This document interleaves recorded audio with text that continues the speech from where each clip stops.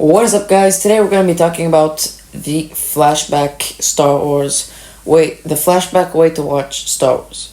So, basically, what it is you kind of like watch everything up until episode 4 or 5, then the prequels, then episode 3. So, I'm going to show you guys in like the complete, more detailed version of the timeline. So, it's also including video games, series, and movies.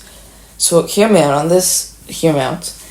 We would start off with the video game Jedi Fallen Order. Now, hear me out for a second, because I think you should start with this game because it kind of like gets you like the main idea of Star Wars. Like it gets you into it, and it gets you into the Sith, the Jedi, what happened to them, and then you kind of start to ask yourself questions like, what happened to the Jedi? Is he the only Jedi, and all that.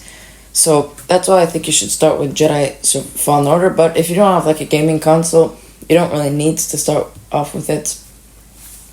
So then the next movie is, again, you don't really need to start off with it, but it's like cool to kind of get into the characters.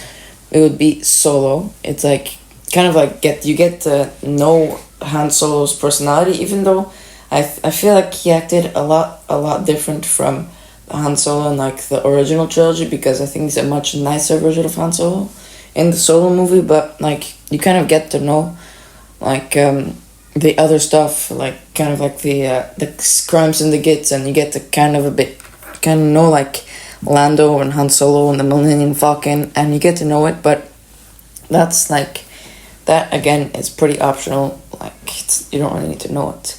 Then of course you have Jedi Survivor, which is basically a sequel to Jedi Fallen Order. So if you didn't play Jedi Fallen Order, of course you can't really play Jedi Survivor. And then this is where like it gets this is where it kind of like starts, or it's like you kind of have to watch it, or else it's not really optional like the first 3 projects that I just showed. So first off, it would be Andor. Now it's kind of cool because it kind of gets you into like Saw Gerrera, and Saw Gerrera was actually also in Jedi Fallen Order. So Jedi Fallen Order is good because it introduces you to like the rebellion and some more characters in Saw Gerrera. So then you kind of continue off the storyline with Saw Gerrera in Andor. Now I like Andor because it's kind of like talking about the Empire, and you get like more into it. But you like get more into the rebellion, and you slowly start to see the rebellion forming against the Empire, which is pretty cool. And then of course in season 2 it's everything that happened before Rogue One. So then in Rogue One you kind of start to see like Vader and all that stuff, and like it's pretty cool, and you kind of start to get really more into the Empire.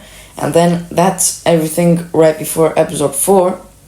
So then you kind of watch episode 4, and then you get into the main characters, like Luke, Leia, Han Solo, Chewbacca, and all that. And then you watch episode 5, which is basically a continuation. But what you can actually do is you can actually like switch out episode 5 with episode 1. You can watch episode 4, episode 1, because episode 1 is basically talking about Obi-Wan Kenobi and his origin. So you could do that, or you can just watch episode 4, then episode 5, then episode 1. Now, episode 1, I know some of you might not really like it because of Jar Jar Binks, but if you don't watch episode 1, you can't really watch the other stuff that's going to be in the future. So I suggest you watch 4, 5, then 1, 2, the Clone Wars movie, and the Clone Wars series, because if you guys remember in Solo, we did see Darth Maul. So then after that in episode 1 we kind of see, of course, Darth Maul again, which is pretty cool. So then we see like who he is. And then in the Clone Wars, you already, like, if you didn't watch episode 1, you can't really watch the Clone Wars, of course, because of course Darth Maul does come back in the Clone Wars. And then of course episode 3, and the Clone Wars movie does introduce Ahsoka Tano. So then, if you want to watch the Clone Wars season 7 introduces the Bad Batch, which is after episode 3. So I suggest watching Clone Wars episode 3, the Bad Batch, and and I think then you should watch Rebels season 1 and season 2, because that's like when you see what happened to the character of Ahsoka after season 7 of the Clone Wars, after Order 66. So then you kind of see what happens, and only season 1 and season 2. And then episode 6, Return of the Jedi, kind of completes the story. And finally, The Mandalorian. It's optional if you guys want to watch it. I thought it was really great, but I think this is a pretty fun way to watch it, because spoilers coming ahead, but in episode 5 you kind of see that Luke, you kind of get the huge surprise that Vader is actually Luke's father. And if you watch 1, 2, 3, 4, 5, 6, when you're in the middle after you finish episode 3, and when you start episode 4, you kind of see that Vader is already Luke's father, and it's not as much of a huge surprise. So I think it might be a pretty fun way to watch Star Wars. And but of course you guys should kind of do both. Watch 1, 2, 3, 4, 5, 6, then you guys can watch it in this order. And I think it's a pretty cool, fun way to watch Star Wars. So that's gonna be pretty much it for the video. Thank you guys all very much for watching. Make sure you guys leave a like and subscribe if you guys want to see more videos like this. So thank you guys all very much for watching, and bye.